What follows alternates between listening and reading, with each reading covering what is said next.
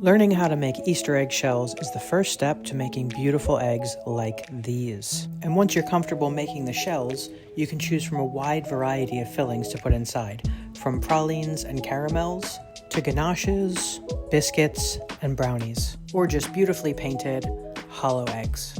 The first thing is our molds. Here I'm using a 100mm cavity mold.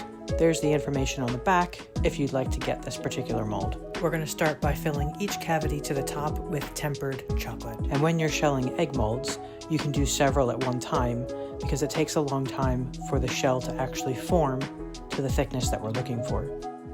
If this was a mold with small cavities, the shell would form too quickly to be able to do several molds at one time. Tap the side of the mold as you would with any other type of shelling and clean the top off so you can start to see how the shell is forming.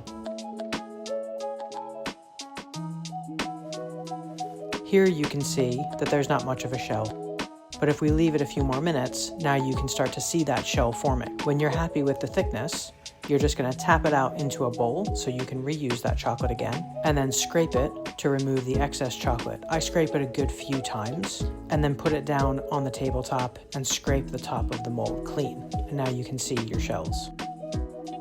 If you want to form an edge, then you can lay the mold down on a silpat or greaseproof paper, and that will form an edge on your eggshell.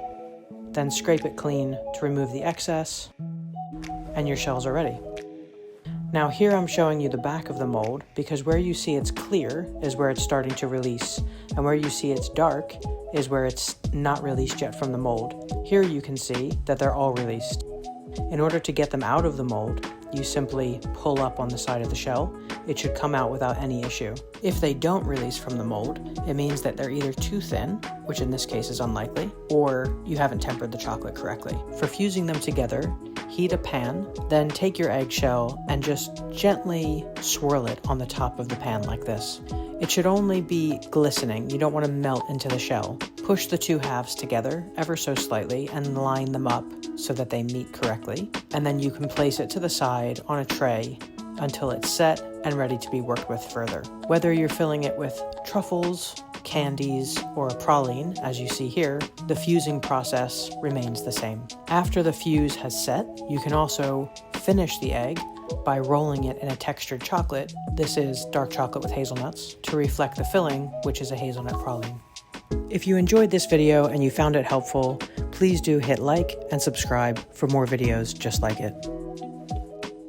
If you'd like to continue your learning with me, you can head over to my website. The link is in the description below, and you can check out different class recordings that I have on all sorts of topics, as you can see here.